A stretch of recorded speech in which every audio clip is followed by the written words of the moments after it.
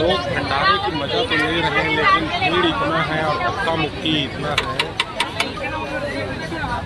जिसकी कोई सीमा नहीं।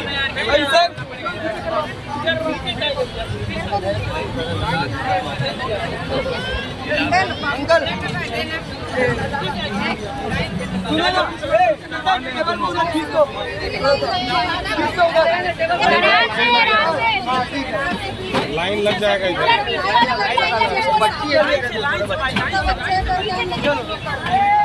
कौन से समिति वाले भैया? हम लोग ऐसी समिति नहीं, घर से लेके आए हैं। अच्छा, घर से लेके आए। क्या बात, हमारे बेटे का जन्मदिन है। वाह, उसी के खुशी में हमारा बेटा गौरवान। क्या बात है। हैप्पी बर्थडे बाबू। So much. भाइयों भाइयों शब्द सुन लो और देख लो, बर्थडे ऐसी मनाना चाहिए, ना कि केक काट के। केक काट के मनाया भी नहीं गया है घर में। बिल्कुल बिल्कुल बिल्कुल खुशी थी कि ना सबको। बिल्कुल बिल्कुल अपने हाथों से खिलाया जा रहा है। उधर जाओ।